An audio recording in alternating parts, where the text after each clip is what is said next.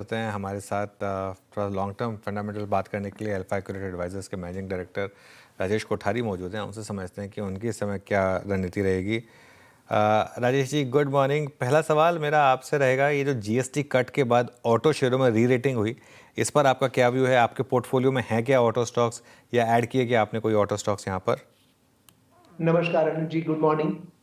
Yes, automobile sector has been always one of the large holding हमारे पूरे portfolio में पिछले कई सालों से automobile and auto ancillaries because this very large sectors for the economy and generally ये कहा जाता है कि ऑटो सेक्टर में ग्रोथ कम हो गया है पिछले करीब 2-3 सालों से देखेंगे। लेकिन आई स्ट्रांगली बिलीव कि हर सेक्टर में कोई विनर्स होते हैं और हर सेक्टर में कोई लूजर्स होते हैं। जैसे कि अगर आप टू व्हीलर इंडस्ट्री देखेंगे तो one of India largest two wheeler player उसने 0% वॉल्यूम ग्रोथ रिपोर्ट किया हुआ है।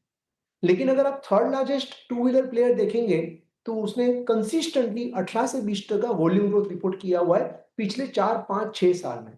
अगर आप लास्ट महीने के नंबर की भी बात करेंगे तो वापस उसने 20% का वॉल्यूम ग्रोथ डिलीवर किया हुआ है। So there are always pockets pockets of winners and pockets of losers. GST definitely is a very strong step, and I think definitely two-wheeler companies will continue to do well. जो lower and passenger car vehicle segment है वहां पे भी growth will get the boost. But सबसे ज्यादा benefit है वो auto ancillary companies को है, जिसका कंटेंट पर व्हीकल की स्ट्रेटेजी जो एडॉप्ट कर रहे हैं पिछले कई सालों से, they are the natural beneficiary. So हमारे पोर्टफोलियो में काफी ऑटो एंसिलरी स्टॉक्स है पिछले कई सालों से, जैसे कंपनीज जो एयरबैग में है, कंपनीज जो शॉक एब्जॉर्बर में है, कंपनीज जो केबल्स में है, ऑटोमोबाइल में जो केबल्स लगते हैं, सेंसर्स लगते हैं, यहाँ पे काफी कंटेंट पर व्हीकल बढ़ रहा है। तो these are the prime beneficiary which are indirect place rather than playing the OE players within the auto. So auto will continue to deliver good numbers. Expectations were earlier low. From the low growth, it will move to the little bit high single digit growth, which is good for the industry. लेकिन बहुत सारी companies में 15 से 18 से 20% तक का profit growth आएगा because they are focusing on content per vehicle. Okay, तो ये था ऑटो पे राजेश जी का व्यू। अच्छा राजेश जी, अभी मतलब मोटे तौर पे ये अर्निंग सीजन गया, फिर एक जीएसटी का कट मिल गया। अभी जब आप फिर एक बार बैठे अपनी टेबल पे, अपने अपने पीएमएस के स्टॉक्स को रिवाइज किया, देखा एक बार फिर से, क्या मोटे तौर पे ऐसा है जो अब आपको लगता है कि इस दौर में काफ़ी पैसा बन चुका है, slightly slipping into overbought trajectory, यहाँ से अपने प्रॉफिट्स को कैश में कन्वर्ट करना चाहिए, और रिवॉर्ड के प्रोस्पेक्टिव से भी आपको अच्छा क्या लग रहा है? पहले कुछ थोड़ा सा ब्रॉडर अगर क्राइटेरिया में अगर मार्केट को बांटें, आपका पोर्टफोलियो क्या आप लोग रिड्यूस कर रहे हैं और कहाँ फ्रेश एंट्री ले रहे हैं इस वक्त? तो Anuj ji, generally markets are forward looking. तो यस, रिजल्ट आने के बाद भी एक वापस एनालाइज होता है, बट बहुत सारी एक्शंस रिजल्ट्स के पहले हो जाती है, क्योंकि markets are not rarely mirror driving, they are forward looking driving. तो हमें एक्चुअली 2 क्वार्टर पहले आज सोचना है कि अगले 6 महीने में क्या होएगा, और वो हिसाब से पोर्टफोलियो पहले से अलाइन करना है, तभी जाके अल्फा पोर्टफोलियो में आता है। जैसे कि for example month of March quarter जो था, जब भी ट्रंप ने टैरिफ अनाउंस किया, तभी इमीडिएटली हमने यूएस एक्सपोर्ट्स लिंकेज जो सेक्टर्स थे, वो बेसिकली हमने ऑलमोस्ट काफी कम कर दिए, काफी रिड्यूस कर दिए।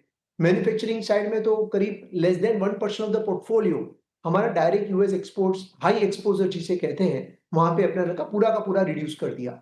तो उसकी पॉजिटिव इफेक्ट जो पिछले 6 महीने में जो वो शेयरों में गिरावट आई, तो हमारा गिरावट नहीं आई क्योंकि हमारा एक्सपोजर वहां पे बहुत कम था।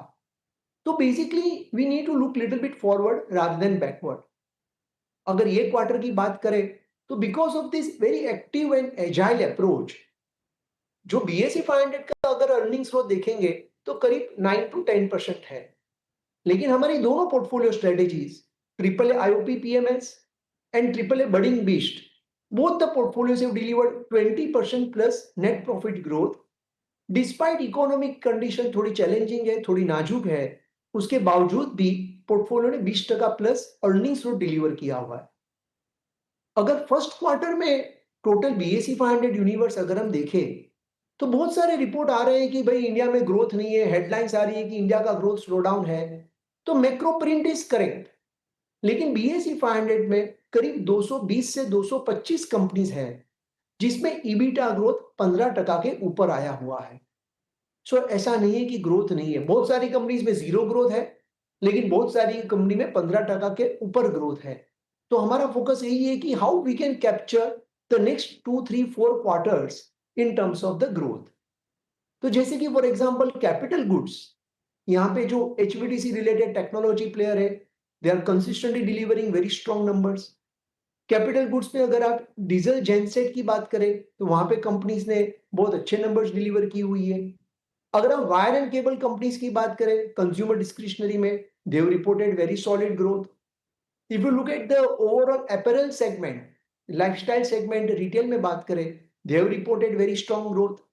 If you look at few auto ancillary companies, जैसे मैंने पिछले कहा ऑटोमोबाइल इंडस्ट्री की बात करते वक्त शॉक एब्जॉर्बर इंडस्ट्री की बात करें, कि आप एयरबैग जी इंडस्ट्री की बात करें, और ऐसे प्लेयर जो कंटेंट पर व्हीकल बढ़ा रहे हैं, they have reported very strong G number. So I think there are enough number G of G G pockets which are doing well. अच्छा, एक प्रश्न और पूछूंगा आपसे यहाँ पे। ये कोई भी एसेट क्लास जब बहुत अच्छा करता है उस पर आपका व्यू क्या है? मतलब gold, since gold is doing well, gold पे आपका व्यू कितना पोर्टफोलियो में इसका हिस्सा रखें?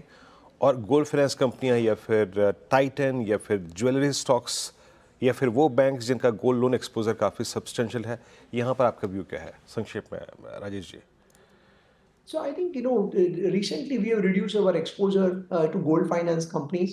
We already made काफी अच्छा हमने identify किया था 2 साल पहले, when nobody was wanted to buy stocks, बहुत attractive price to book पे trade कर रहे थे, but I think the now valuation से moved up significantly high. और ये लेवल से gold price, while of course हम गोल्ड प्राइस के एक्सपर्ट नहीं हैं, लेकिन मुझे लग रहा है कि यहाँ पे कहीं ना कहीं जाके आपकी अपसाइड रुक जाएगी, और बहुत सारी अच्छी दूसरी एनबीएफसीज अवेलेबल है जो अच्छे वैल्यूएशन पे ट्रेड कर रही है। So we have switch from gold finance companies to commercial vehicle finance companies. Okay, gold finance से कमर्शियल व्हीकल फाइनेंस में शिफ्ट हुए हैं। तो शुक्रिया राजेश जी आज हमारे साथ जुड़ने के लिए और आपके समय के लिए। मार्केट थोड़ा